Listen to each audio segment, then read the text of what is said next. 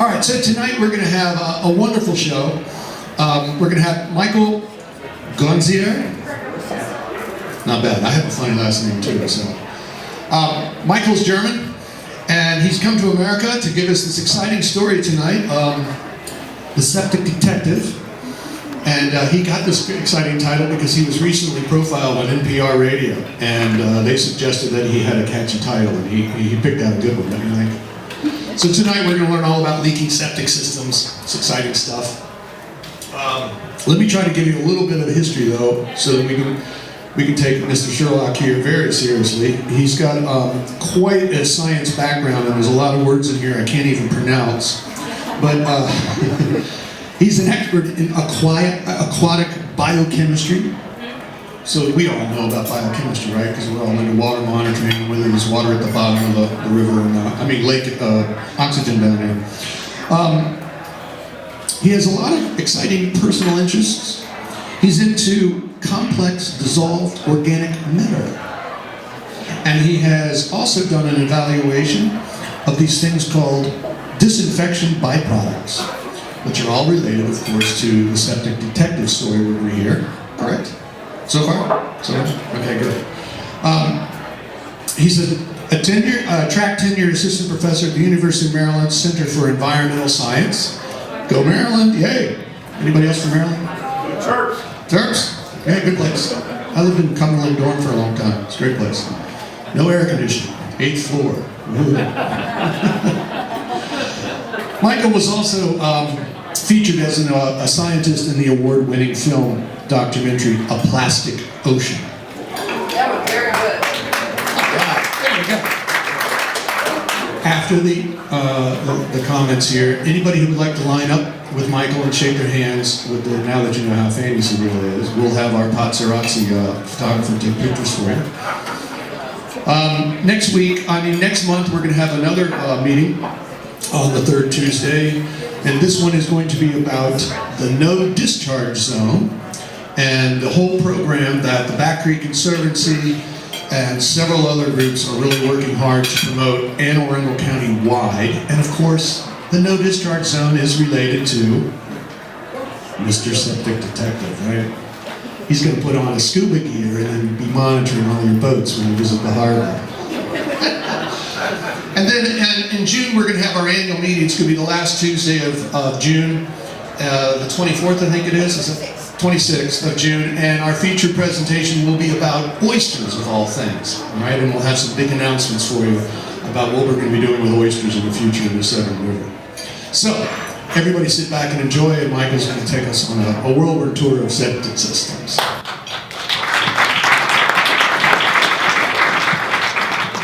Thanks a lot for the invitation. I'm really delighted to be here and to talk to you about the project we got funded from Maryland Sea Grant. We've been working on for almost 2 years now, but it's still ongoing, so we'll have more work ahead of us for the next half year or so. So today I want to just talk a little bit about septics, and our idea was how can we really link septic wastewater to nitrogen loading. And that, I guess, that goes quite to your heart if you're looking at local waterways. So let's get started. Let's have the show begin, and I want to explain you a little bit about septic systems and how they function. I'm sure some of you will be familiar, but not all, so I'll go through very basic concepts of septic systems.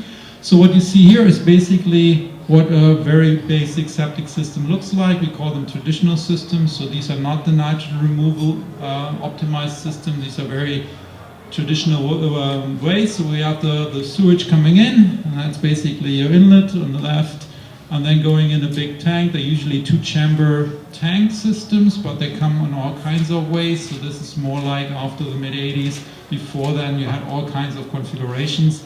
In the first one, you basically have a settling of some sludge and some scum built up at the surface.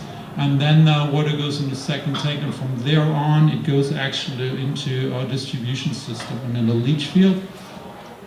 And so there's not much happening in this tank, actually. So there's this raw sewage coming in, and some of the material is settling, and the water then pretty much passes through. If you talk about nitrogen, there's maybe 10% removal, maybe 10 to 20%, some people say. We don't even know exactly how much you actually move, but very little. So the next one is the important part in terms of getting it into the environment and out of your property, basically.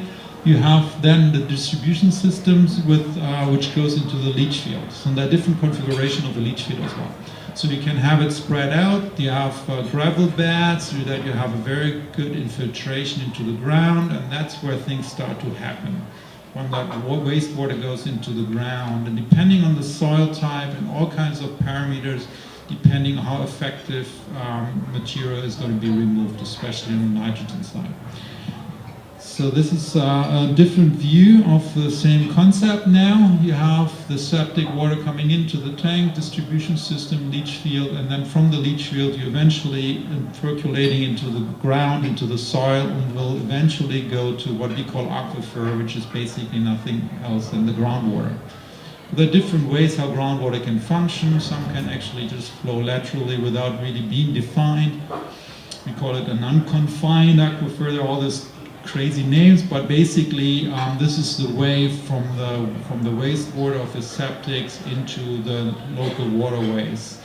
Most likely a stream, but could be also directly into the groundwater, into the larger rivers, or even the Chesapeake Bay itself.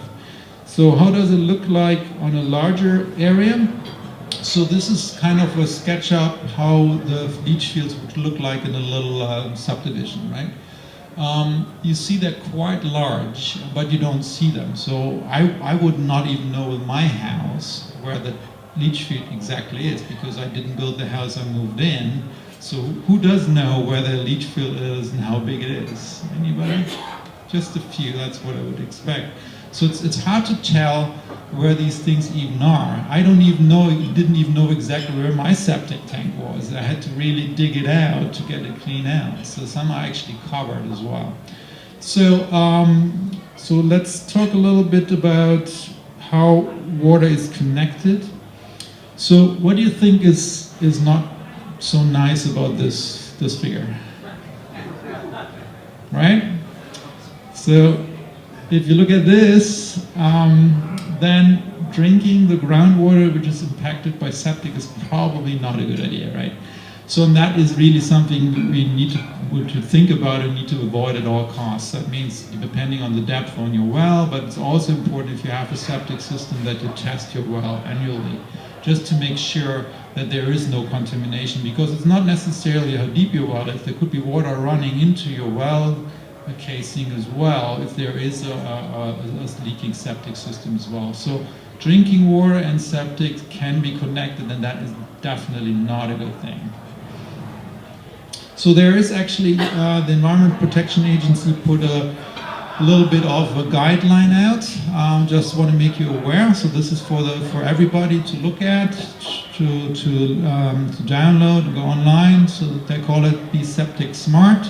So there are a few things in here which I would like to talk about. So testing the well I just mentioned, but also if you have a septic system itself, there's a few things which it's better not to do.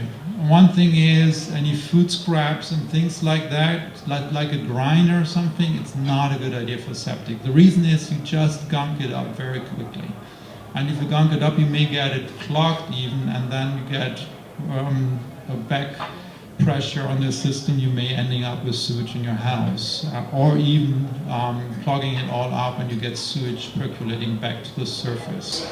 So it is not that difficult to see if a septic system is actually leaking at the surface, because you get water where there should not be water. That means if you get a dry summer and there's still water sitting right there where you suspect your septic system is around, then you better get it checked out, because that is a very likely case of a failing system or a failed system. So be very aware of this.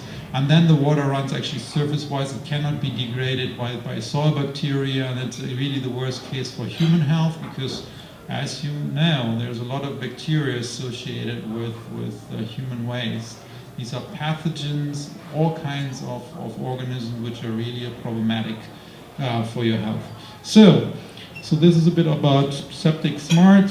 Also not overloading it too much, so it's probably better to wash washing load once a day, but spread it out over several days, than rather wait till Saturday or Sunday and wash 5 or 6 load at the same time and putting a lot of pressure on the system itself.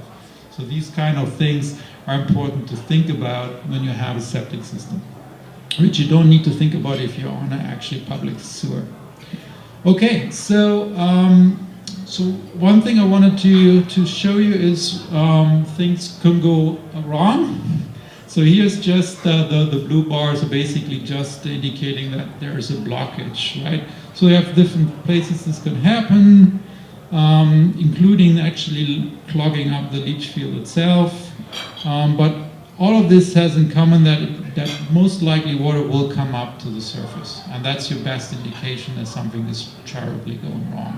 So keep an eye on that, especially if you have a long dry weather and you're still sitting in water in your backyard.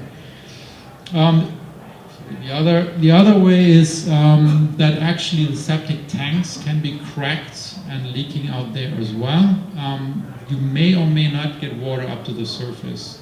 It's likely that you do, but it can also be if you're in a soily and where the soil is sandy, it can get actually percolating in there, but then it goes right into the most direct situation into the groundwater, because it's not spread out, it doesn't have the time to degrade, it's not filled in with gravel where the bacteria can have coatings on the gravel to actually remove material which complicates things in the bay. Okay, so now we have to talk a little bit about other systems which you may have heard about. So these are BAT systems. I'm sure that's not quite what I mean by BATs. So these are BAT system, better called or best available technology. That's all what it says. It's not telling you what it does. It just tells you that's the best available technology. Well, that is changing all the time, right? We're inventing ourselves all the time. We're making better systems, changing things, and so forth. And legislation is usually lagging behind, but there's approval processes, at least in Maryland, to approve advanced septic systems. And that's done by Maryland Department of the Environment, MDE.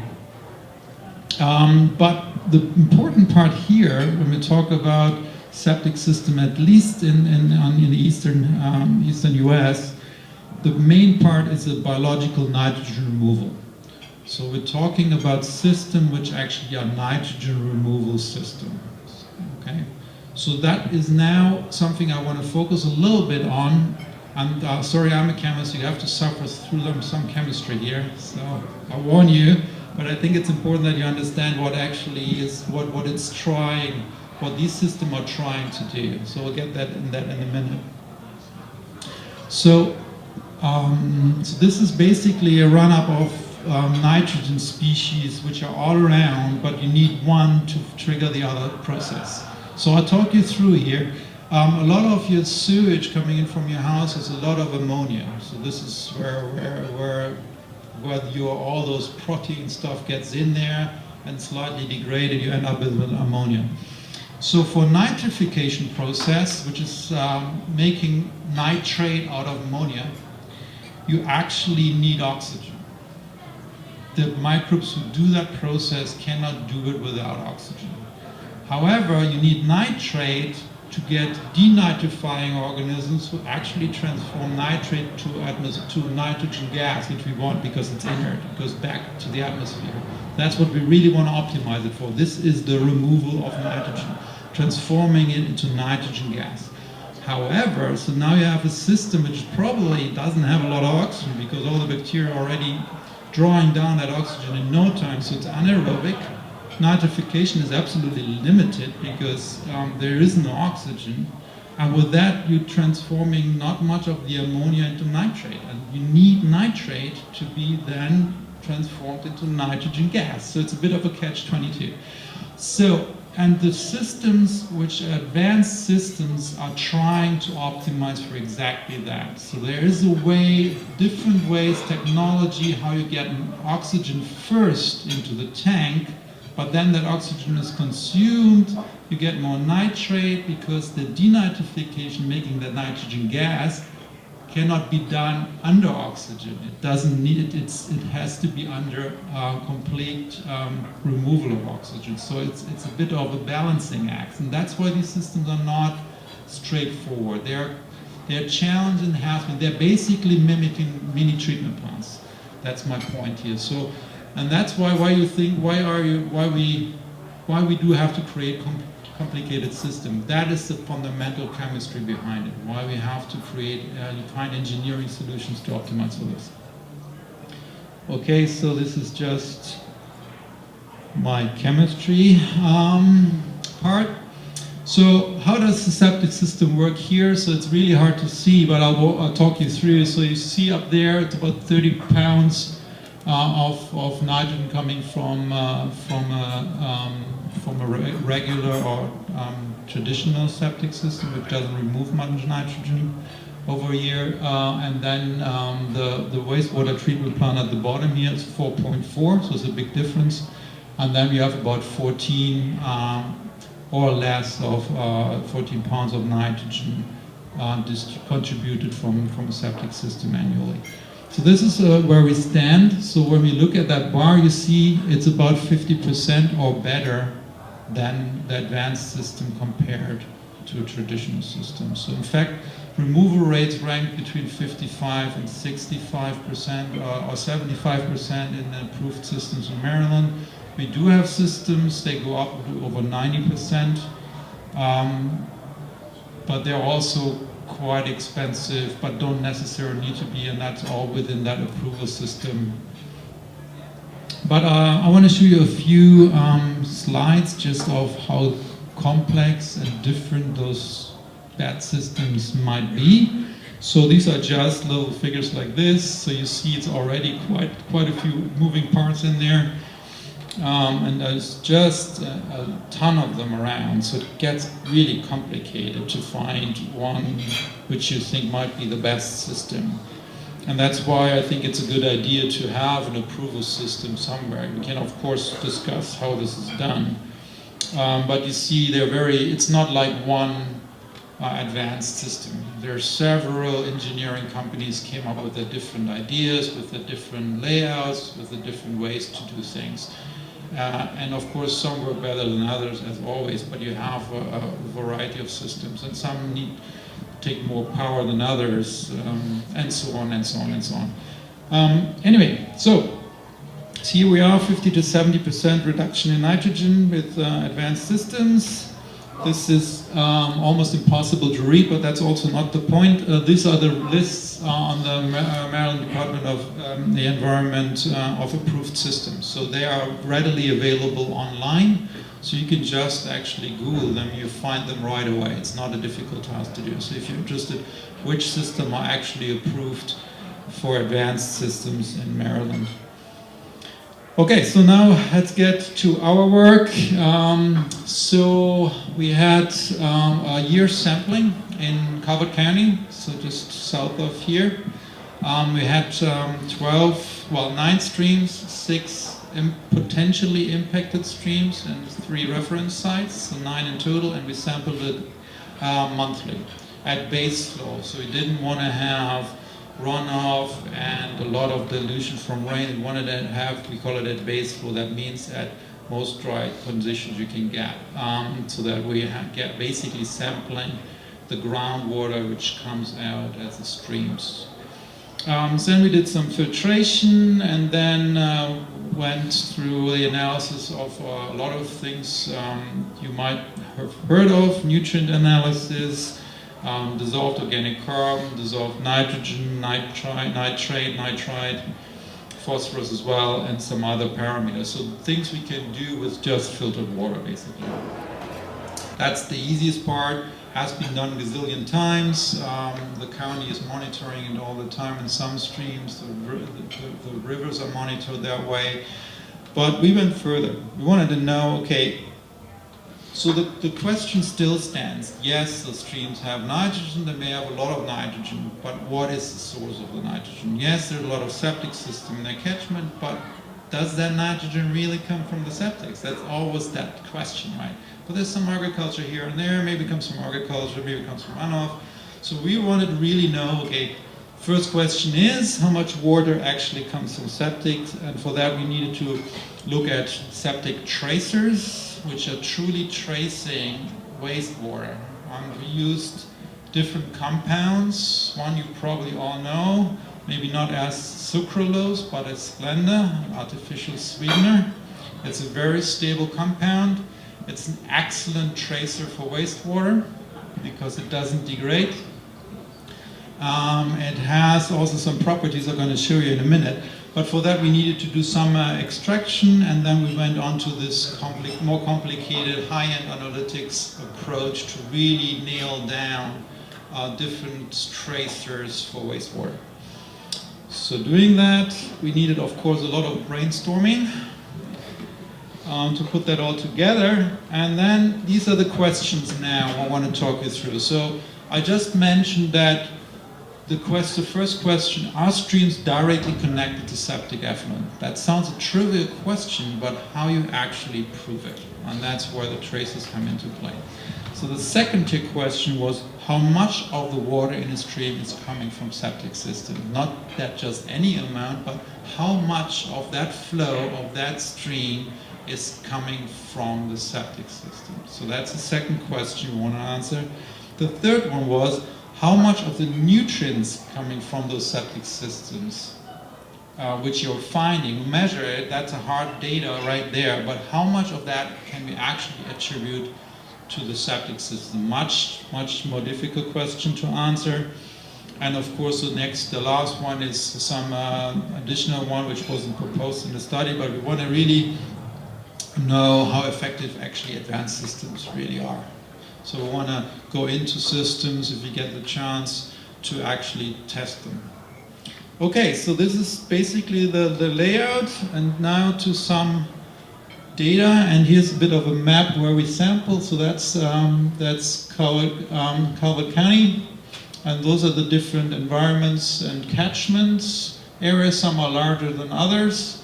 We had 3 reference sites. One is actually outside of Calvert County, believe it or not, because it's really hard to find a stream in Calvert County which is purely forested and doesn't have any housing on its catchment area.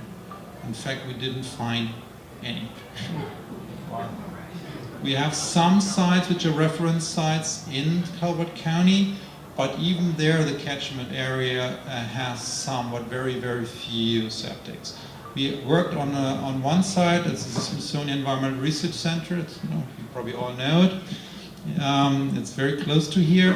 There's a first order stream which is 100% forested, and we used that as a reference site to get what is actually the typical nutrient levels, and we needed a reference site to make sure that our traces are truly wastewater traces, not that we find it from other sources and all this kind of things about.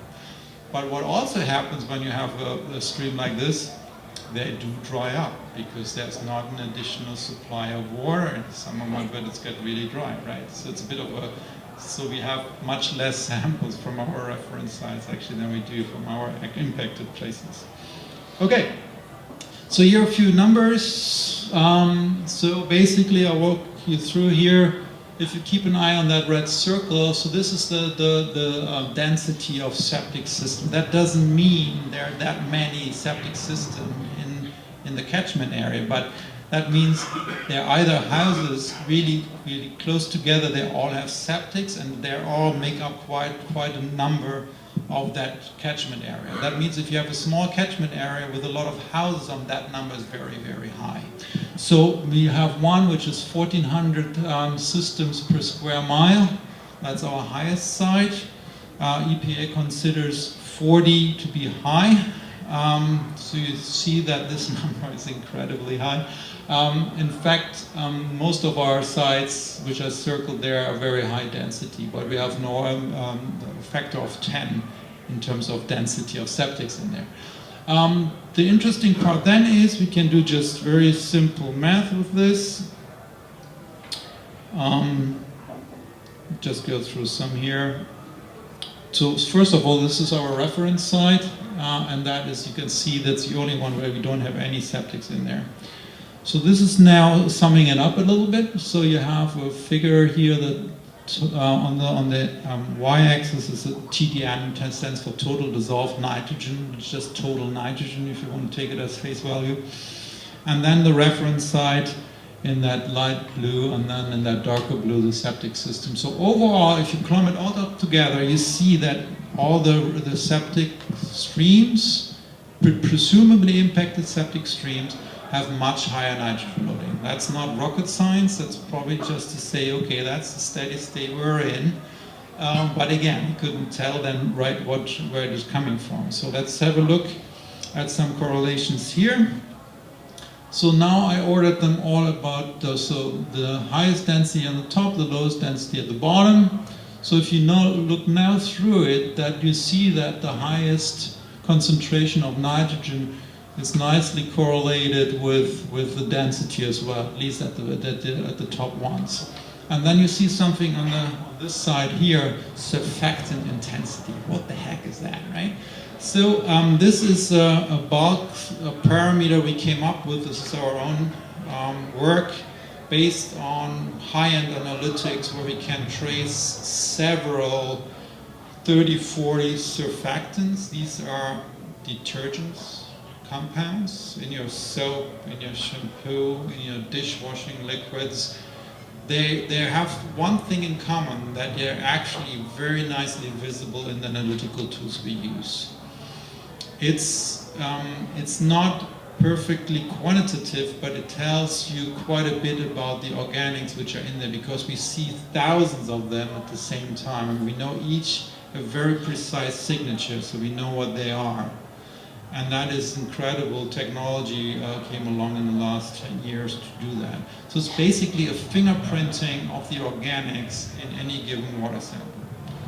So this is what just one subpart of that tells you. But if you look at that number, you see you have, again, the lowest is just background, and you're going up from 20 million counts to a billion counts. So that's an independent proof there is wastewater getting into the streams. So this is just on a comparison here. You see left the nitrogen and right this surfactant intensity. They match up quite well, but not always. That means you have some catchment, some streams which we think might be that the soil is different, the groundwater is not directly connected on that stream with the septic system, and others are more directly tapped. So there is some variations, but we can show that with this correlation. So it's not necessarily that all that nitrogen you're seeing is coming from those septic system right in that catchment area, not necessarily, but it's overwhelmingly true for most of the sites. Anyway, so we have other things we can do. So now it's getting a little bit more chemistry. Nitrate isotopes. So nitrate is NO3 minus, right? You have one nitrogen atom, 3 oxygen in there. So we can look at the natural abundance of isotopes in the nitrogen, and that tells us a little bit about the source, because different organisms fractionate that ratio differently. So what this tells us basically, those circles surround where the signatures would be. Let's say if it's coming from fertilizers, it would be up in that green box on top, on the left top. There is none in there, so we know the nitrate is not coming from fertilizers. And then we have here another box with the ammonia in there. That also is not matching any of our nitrogen signatures. So all of ours are in the wastewater manure area. So we can't take that part apart. Manure and wastewater behaves in that regard pretty similar. So if there are any chicken litter, something like that, the source of nitrate, that we wouldn't be able to tease apart. But for fertilizers, we can. So this is a nice independent measure. I showed you the surfactants, I showed you the nutrients, and also this nitrogen isotope. But what we can do now is looking at actual traces. So these are compounds which we know what they are, we can quantify them exactly how much is in there. That means if you know how much is in the septic system, you measure how much is in the stream, you just do very simple math and you can tell how much of that stream water is coming from septic systems. So one of them I mentioned already is the sucralose molecule. So this kind of thing it goes right through the system, has no removal whatsoever, and we can pick it up in any kind of water and look at it, what is the concentration there. We can measure to incredibly low concentrations, so which basically means we can do a very simple mixing model of water coming from wastewater. So we don't have any treatment plants in our catchment area. So that means this sucralose can only come from septic system. Very different story here, very different story with bigger rivers, where you have wastewater coming as well, because wastewater treatment plant also not removing this. So you can still say how much water comes from a treatment plant, but even if it's the most advanced system and removes everything, this is still going to be in there as is. So that means it's not necessarily a good measure for nutrient loading, but it's going to tell you how much of the water is sourced back to wastewater. Okay. How did you get the Splenda in there? Well, Splenda is an artificial sweetener. So it's used about 100 times more in the US than in Europe. It's in a lot of food products. It's like concentration range up to 15-20 micrograms in wastewater, so it's very high concentrations. It's not just your soda; it's in all kind of sweeteners. You didn't put it in. No, it's coming from you. Yeah, it's from coming from each of you individually. Yeah, I'm not putting anything in the system. We need something which is already in the septics. Since that artificial sweetener is used by people who are diabetic, as the number of people who are diabetic increases in the country, that's going to continue increasing in the water. So that's why we need to get that initial level in the septic system themselves. So that's our next step. So what is the base level of sucralose in the actual wastewater? And that can vary. However, think about a tank, right? So they're a pretty large tank. You're averaging over several months of wastewater already. So per household, we probably have a good average. And I would argue that that range is not very large in wastewaters around different areas, at least in some parts of the country. Other tracers, we call them non-conservative tracers. So sucralose is a conservative tracer because we're mixing the water in. That means there's nothing happening. A non-conservative tracer means there's something happening with our tracer on the way. So we can use caffeine, for example.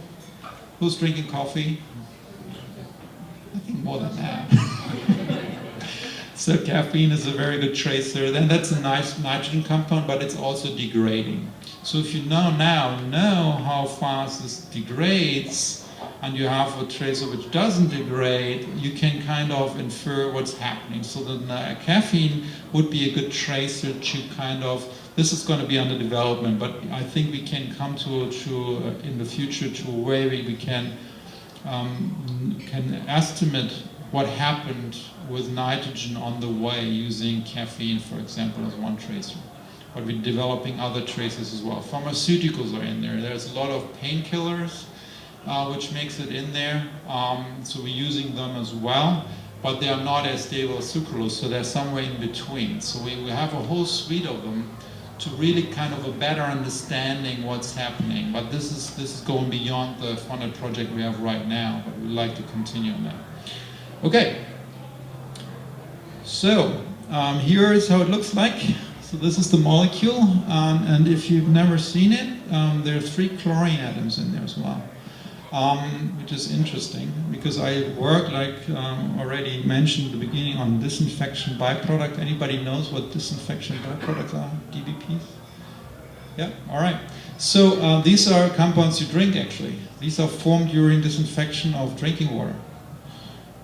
So there's still organics in there. They react with chlorine and forming compounds you don't want, but you can't avoid them. So we're producing them all the time, so they're chlorinated organics. This compound, however, is very stable. And then we have caffeine, that's the structure of caffeine. So you can say, you can go home now and say, I learned some chemistry. But caffeine degrades. So if you want to look at degradation of this, then it's probably worthwhile also to look at non-degradation compounds and relate that back to the parent compound. So there are things you can do analytically and play the game of understanding, we call it the kinetics, meaning the processes these chemicals undergo during degradation. So then we call it LC-MS-MS, so that's just that's the tool we're using. This is mass spectrometry, this is in my lab. If you come to Chesapeake Biological Lab, and to my lab, this is how it looks like. So it's a bit crazy, but I like it. So the big question now stands, and this is where we're still continuing the work because we have still quite a bit of work ahead. We have to add new tracers, we have to evaluate what's in the way in the septics themselves.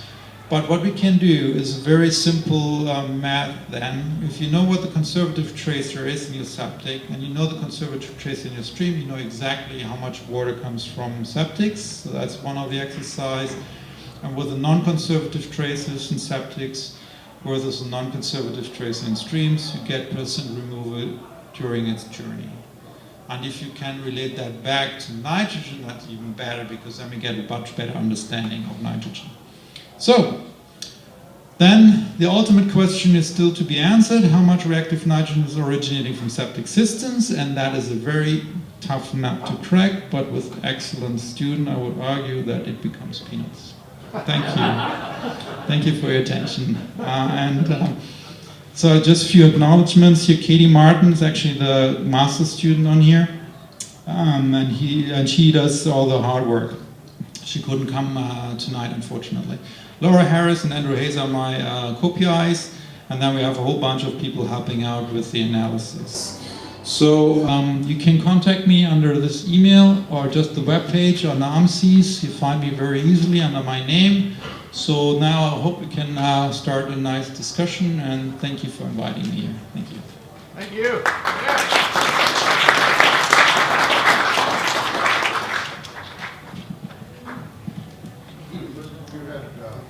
On the NPR, you had done some sampling in the Severn. Did that show the were you able to identify the presence of septic-generated nitrogen in those samples? So we haven't done tracer work on the Severn yet. So When Laura Harris was interviewed in NPR, she said she was actually doing her samples in the Severn, which is why I thought you probably had some from we know we have some nutrient data that she was referring to, but we haven't done the tracer work on the Severn. Some people have used whiteners in detergent, optical whiteners. Did you try that at all? Well, whitener is like bleach. Is that what you're referring to? Well, I guess they're those, they're additives that are in like laundry detergents that reflect in UV. Yeah, They use I UV mean, for it. there are a lot of different compounds. We're looking for things which have been used in a lot of other studies so that we have more background on degradation. I mean, this is, we had a study a few years back where we actually compared wastewater to natural organic matter in a natural environment, and it is night and day. There's no comparison. So there are thousands of different compounds in there. In fact, tens of thousands, which we can see the signatures from. But then think about that, you have to, then that's the overview, but then the quantification of single compounds out of that soup is the challenging part. We need standards for it, first of all, and then we need to do the method development to actually do a good job at really low levels. So we're sticking to the ones we actually can do reasonably well. When do you expect to have your answer? So the project will be running till fall. So the next step is really getting access to septic systems. So if anybody is happy to volunteer their septic system for sampling, drop me an email. I would be happy to, because we need a few more. We have some BAT systems and some traditional ones, but we're definitely looking for some more to get a better coverage of system and how much is in there. So. So I may have missed the overall hypothesis. Are you trying to determine then the contribution of septic systems to the nitrogen load versus other systems like farming and I don't know what else? Right. So that is the point we're trying to make. Yes. And that hasn't come to fruition yet. That's right. So we still need to go back to know what is in the septics themselves. We have completed a study on the streams, but now we have to relate it back to what is actually the starting point. And then, of course, we can already tell this is not coming from fertilizers through the nitrate isotope data. So this is definitely septic system originated organic nitrogen, total nitrogen. How much of the nitrogen comes from streams in nature? So our reference site stream is about 0.2 milligram per liter total nitrogen, and the septic impacted streams is 6 to 8. So you can make the math. So it's very little total nitrogen in a natural stream. So a lot of that nitrogen, and you see it also in the streams, they're impaired streams. It's not about just as a conduit to supply nutrients to the bay. Those streams are impaired. They're not functioning as normal streams. There's the iron oxidizing bacteria in there. They're just nothing what the stream should look like. You can obviously see it. Yeah, I live close to here on the Severn River, and a lot of the houses here have wells and they have septics. And I had to use that tank last year because I added a room onto my house. And so most of the houses that have wells have a water softener. And we have a water softener, and every third night we have a lot of brine, salt water, that's used to recharge our water softener. That goes into the septic, which defeats the whole purpose of the biology and the chemistry and everything in the tank. So I had, the contractor that did that and the county that paid the grant to put the tank in. I mean, I had to undo all that when I figured out that it was a big mistake. Is that a common problem here? Honestly, I don't know, but if you do that, that will be a problem, as you already figured out, unfortunately. So brine it's a problem in actually any wastewater treatment plant. Anytime you get a high salt load in there, it is a very big problem for the biological removal stage in a wastewater treatment plant. That's why we have tremendous trouble to treat fracking wastewater, because it's a briny solution. So this is a really big issue. That's the same concept you're just saying. And well, I mean, those organisms are optimized for fresh water, not for sea or salt water. So basically, that's the bottom line. Thank you so much for your talk. It was great. I was wondering, I'm not going to assume that you're on septic, or are you? You said you are on septic, right? Yes, I am. What detergent do you use? What laundry detergent, what soaps? I'm just looking for recommendations for myself and for other people in our community who might want to choose the best ones that will work best for these systems. Yeah, I mean, that is a good question. I mean, we don't use any particular one, actually, so we use just a regular one you would use as well. And the detergent came a long way. So the bigger problem is really like when you're blocking the septic system with grinding, even if it's degradable material, which is a great idea for a wastewater treatment plant because they need that organic right in there to fuel it. But for septic, it's not a great idea. What I don't use is bleach. The reason for that is it's reactive chlorine. And that is actually messing up your bacteria in the systems as well. Even if you have just a traditional system, it does actually remove, if it doesn't do a good job on the organic nitrogen, it still removes a bit of the biologically active carbon in there, right, which is fueling also the bacteria growth. So I wouldn't say that we personally are taking care about all those products we're putting in there. I know which products not to use, and bleach is probably the most important one. don't flush down any solvents from when you're painting. Latex paints are okay, but any kind of oil-based paints are not a good idea. And again, if you distribute, it's more like a physical process, so that don't wash 5 loads in an afternoon if you can spread it out, things like that. So actually EPA does a good job on their septic safe workage. I'm curious about that too, like since you have a septic and you know about, you specialize in this, how many loads of laundry, if you spread it out over one day, would you do? If you were also going to like do a dishwasher? Depends how many people live in your house as well. We have a fairly big system for, we're only 2 people in the house, so we would probably not have a problem, but yeah, I wouldn't do more than 2. Sorry, so yeah. A lot of people talk about putting these Ridex into your septic system to help. I've been told that you should not add anything like that to your septic system. It imbalances the bacteria. Well, that's exactly right. That's what I would argue as well. So if you think about it, the bacteria in your tank, bacteria have an evolution of, one generation is 20 minutes.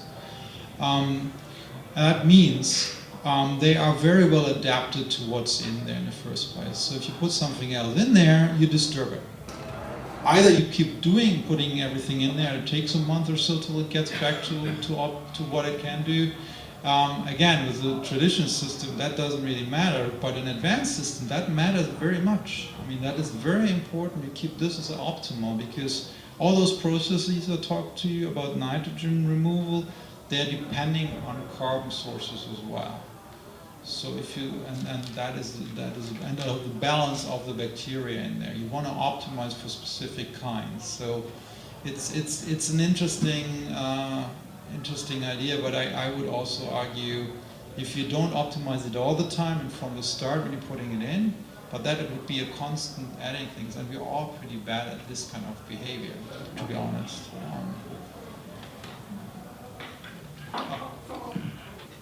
Did you have some questions? I just wanted to add, our county septic guy who's coming and giving talks at the Watershed Academy, he said also don't use liquid fabric softener for septic system. He said that's really bad for that.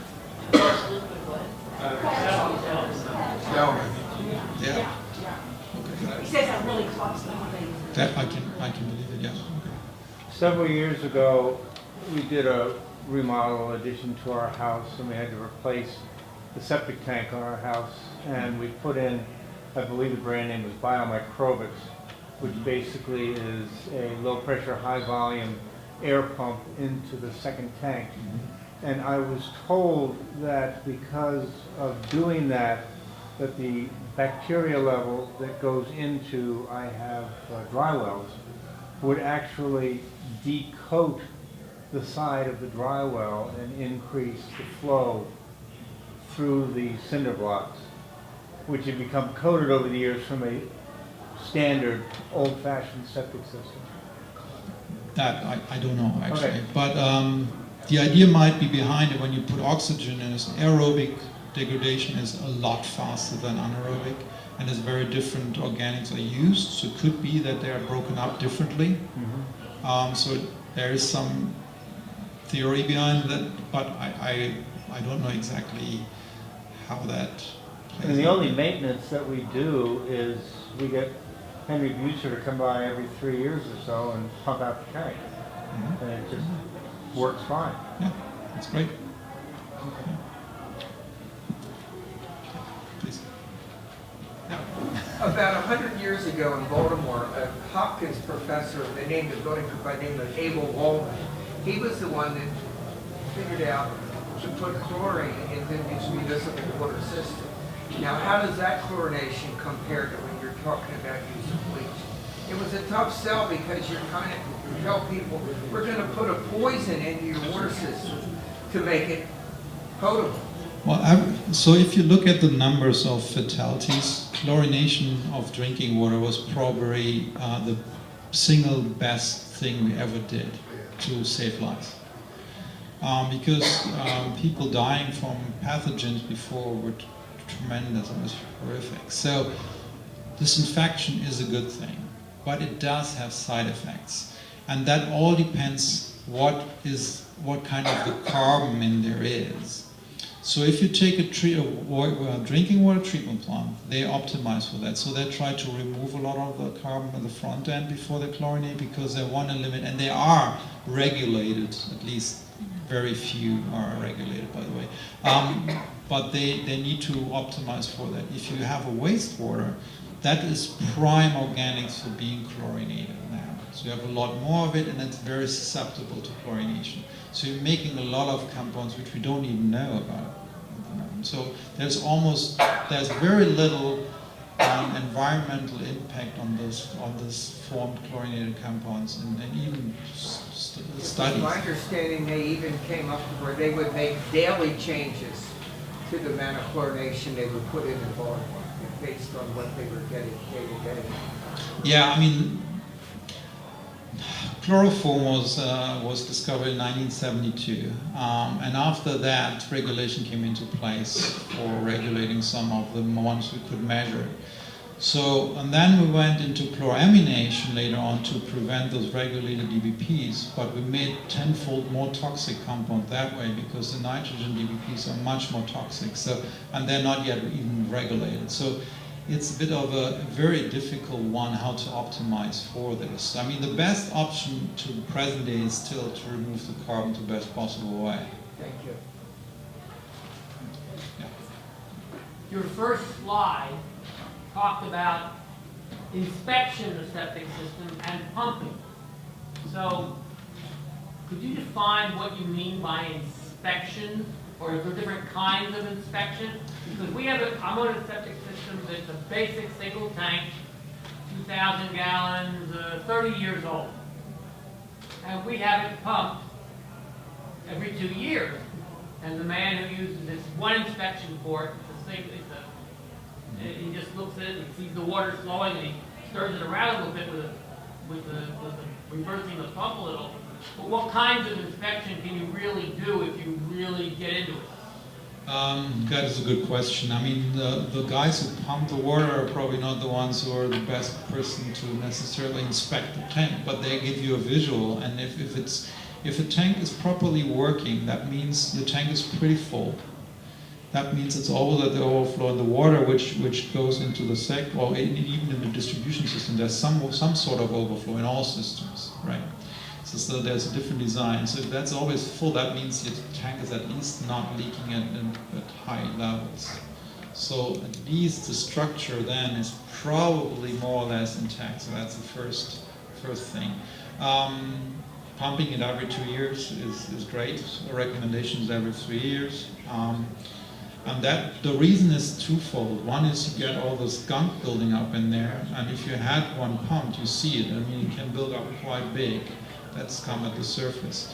And the other thing is that if you actually pump it, it will take some time so that the tank is actually filled up. And during that time, you barely have anything going to the leach field. And this is where things can dry out and can start to also do a little bit of a cleanup during that process as well. Can you talk a little bit about leach fields versus dry wells? Not so much. I mean, we haven't really done any science on it.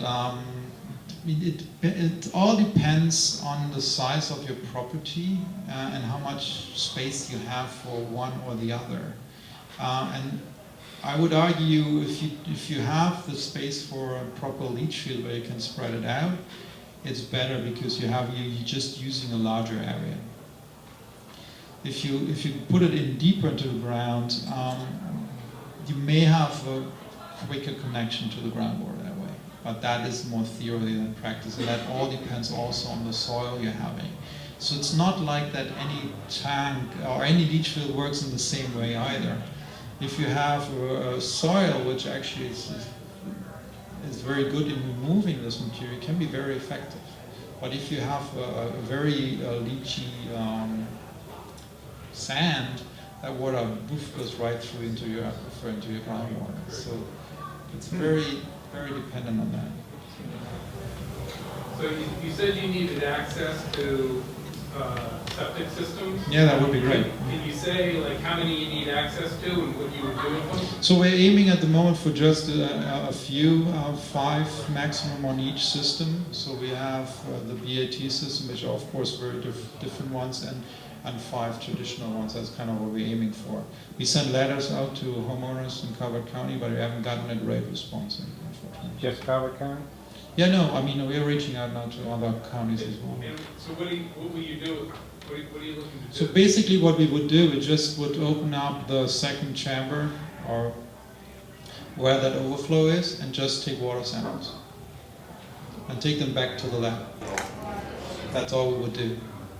We take 1 liter or 2 liter water samples and bring them back to the lab. Does that mean you don't want single chamber tanks? No, yeah, well, I mean, there's still an overflow, right, in the distribution system? No, That's just, where does the water go from there? It goes into a dry The dry driveway, well, yeah. which we've never been able to find any kind of access port to. Okay, So the yeah. only- I know the there only- is. The only access panel is at the very entry, where you have a 5-inch diameter. Yeah, I would like to have a 2-chamber system just because we want to have it well mixed over a month so that we have a good average. That's basically the thinking behind it. Are there any plans to replace the septic system with a sewage treatment plant scattered around the county? Not that I'm aware of, at least not in Calvert County. Well, if you look at the neighborhoods, it's kind of the way the distances are too great, and in fact, I would also argue if you have modern systems, modern bed systems, they can be almost as effective as a wastewater treatment plant. However, to the present day as it stands, wherever we have a chance to put a centralized wastewater treatment system in, we should aim for this because that is the best option we have. Bad systems. You're talking about failure of regular septic systems. You've got wet grass and odor. Bad systems, if they fail, do they have odor? Sure they do. It's the same concept, right? If you have a failing system, that means some part in that mini treatment plant is not working. That means raw sewage come out somewhere. So what if they seem to be are supposedly working, but they still smell? Yeah, that can happen as well, because think about it, you have to introduce oxygen, means air, so that it's not just pure oxygen, they diffuse oxygen or air in there. Some are passive diffuser system, others are actually actively pumping air in it. So you actually kind of have a positive pressure in the system, it needs to go somewhere. So it can actually be an odor problem with some system, at least that's what I would think. That would be normal, operation would be normal with some level of... Yeah. I was going to go back to the question of the salt and the softener. If you do have that, what percentage of the system not working? If you have a salt drying system, I mean, it's not, so think about it when you have an advanced system that each part in it is functioning in a specific way. And anytime you disturb it, it's less effective in that part. That means your effectiveness goes down. I mean, you could kill a system per se, which then would take some time to reestablish if you really put a lot of toxic material to the bacteria in there. Because all what the systems do is optimize for specific bacteria at specific times. So it's a timing issue, but it's also an issue to optimize for specific bacteria. So if you put anything in there which kills the bacteria, you're degrading the system. Every wastewater treatment plant has to deal with that as well. And that's why they have to bypass raw sewage and storm events. They cannot just, because they're flushing out their biological stage otherwise. They're losing other bacteria. So they would be not functional for 3 months. So this is one reason why when we talk about wastewater overflow and ideas about how can we store storage capacity, large storage capacity for raw sewage. And that's the same reason. So anytime the bacteria are going to be affected dramatically, you're losing effectiveness.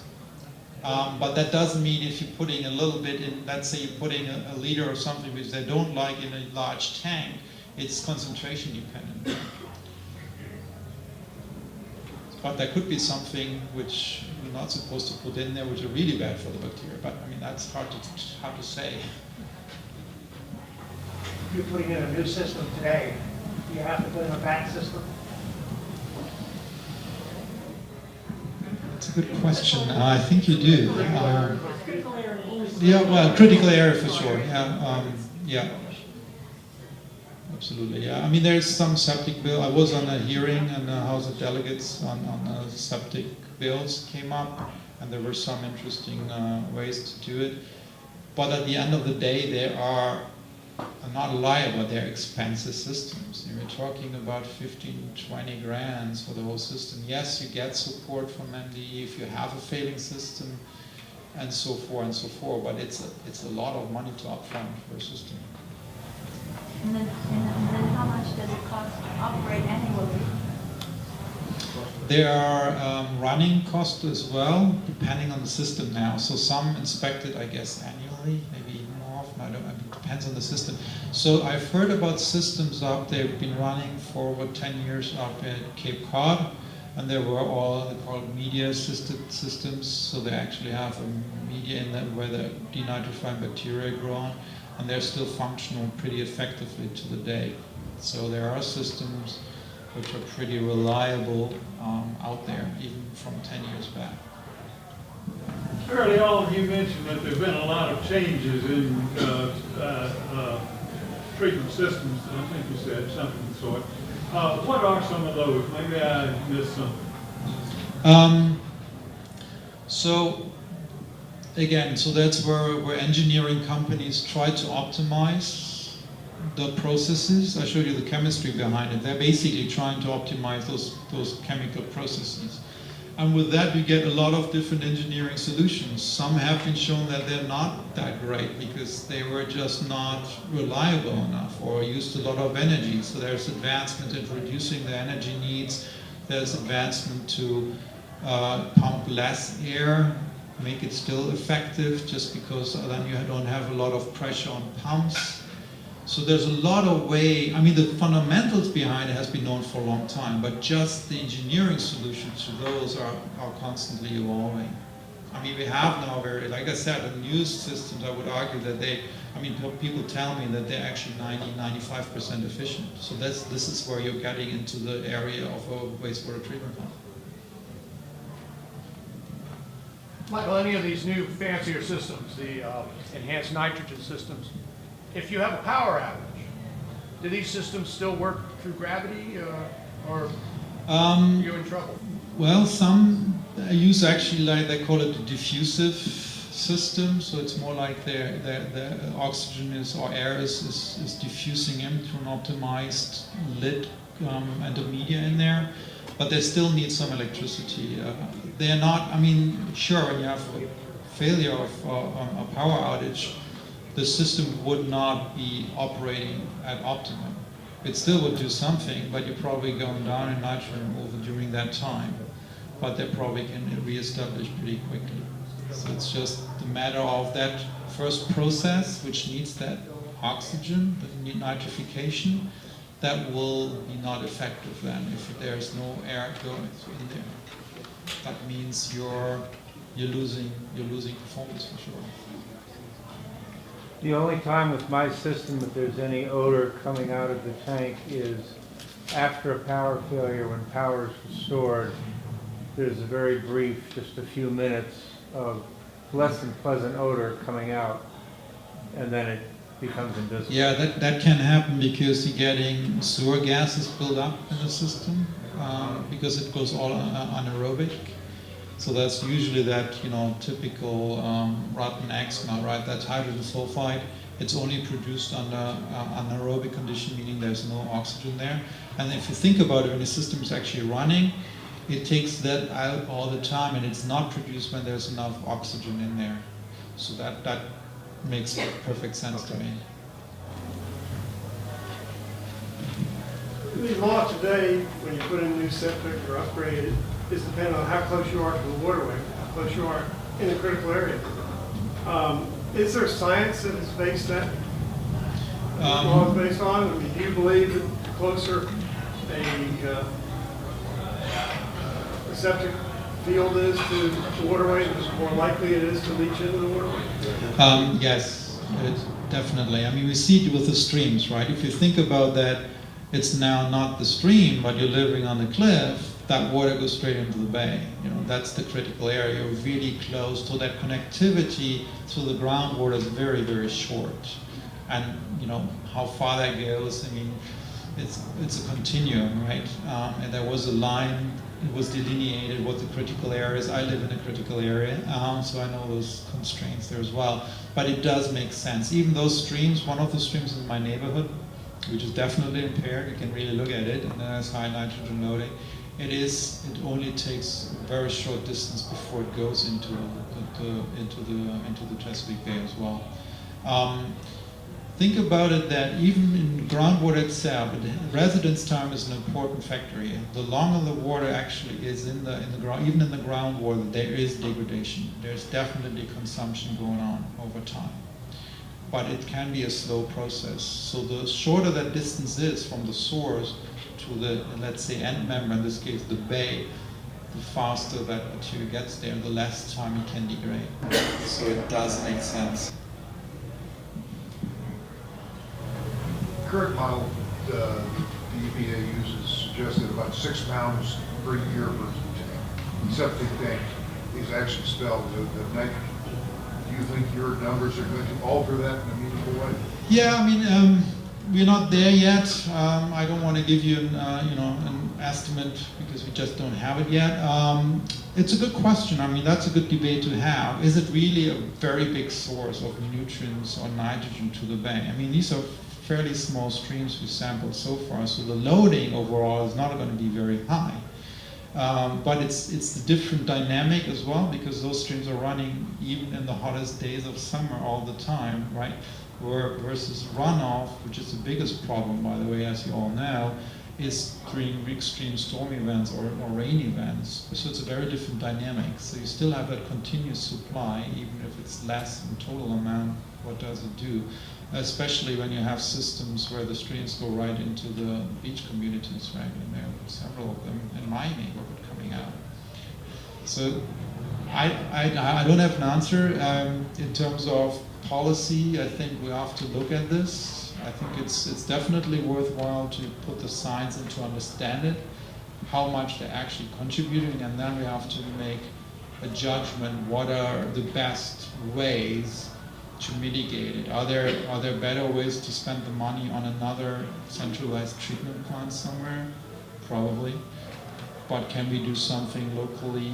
Again, it's not just the conduit as nutrients to the bay, and this is what this is all about most of the time. If I look at the streams, and I see natural streams in the same area, it is night and day. You know, those streams are not functioning as streams. And we have the kids playing in them, you know, there are pharmaceuticals in there, all kind of things. You know, you have to really think about the whole picture. Is there a difference in the water quality of the Severn River and one over on the eastern shore that has very few, if any, houses? Well, we have a quite diversity, but the Severn is not great. Well, we have those report cards you probably have seen. They come out every year from colleagues at Ian here in Annapolis.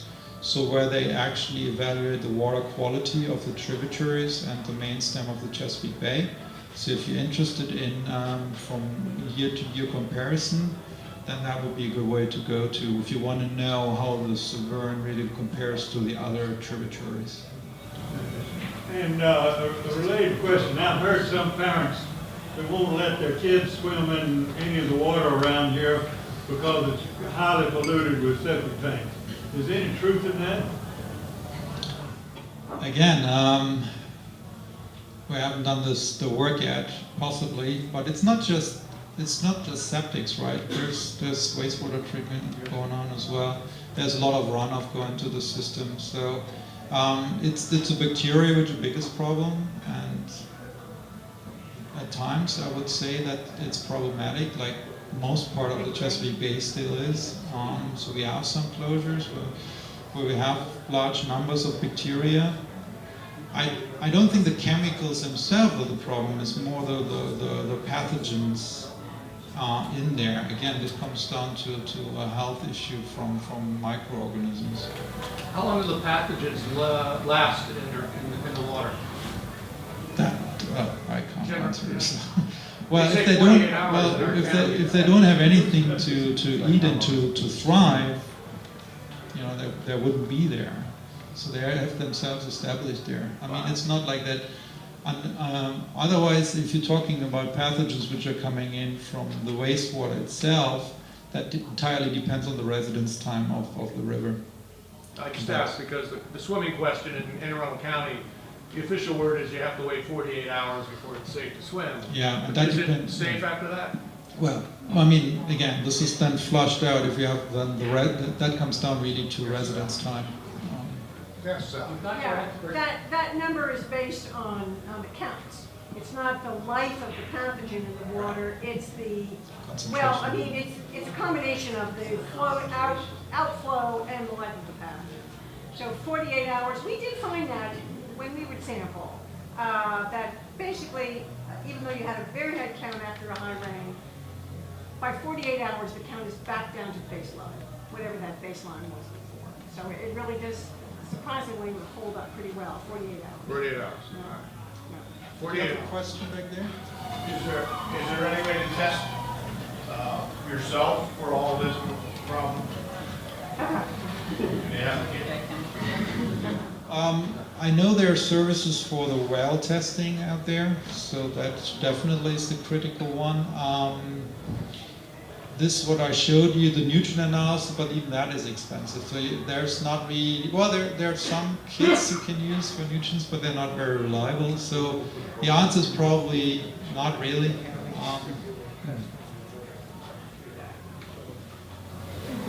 There are services that'll go actually check the community beaches and give you communities back reports on it. Yes, so yeah, there's community services there as well, but that depends on the area where you're living. But I'm sure some people could maybe help you with that. Yeah, I mean, Seven River Association has had Operation Clearwater going for 50 years.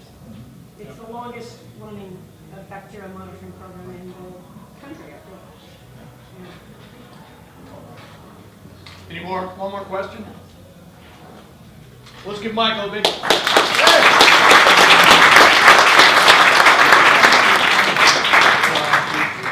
Wait, before I let you go, before class is dismissed, we're having a wonderful video being produced today with Brian Hissong. Let's give Brian a hand here. He's been very working away.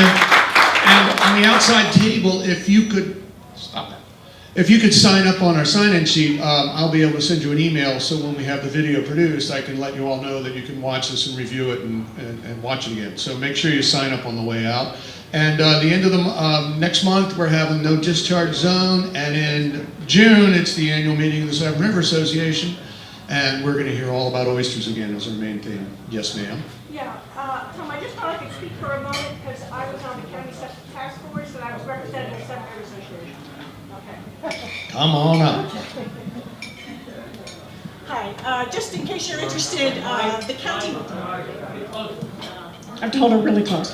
Okay. If I could just have your attention for 1 second. It's not going to happen. Okay. The county had a septic task force in the last year, and I served on that as the Seven River Association representative. So I just wanted to speak to you for a moment about that.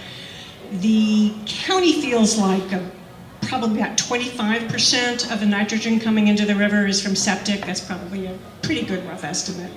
But anyway, there are 40,000 septic systems in the county, and they felt that in order to meet TMDLs using septics, they would have to actually convert 20,000 of them, half of them, to sewer.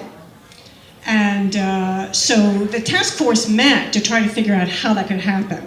And what we basically figured out, you probably all guessed it to begin with, we all kind of knew that it was too expensive. You know, to hook up an individual, basically sort of the average cost of hooking up a private home to county sewer is $40,000 per household, even in communities where you might have, 100 houses. So they just, that's the problem. It's just a money issue.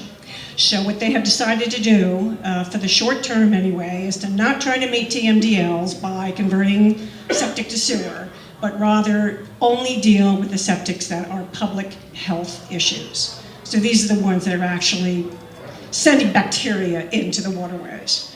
So I think there's probably 5,000 of those in the county. I haven't got a number for Severn specifically, but we know there are failing septics in the Severn River.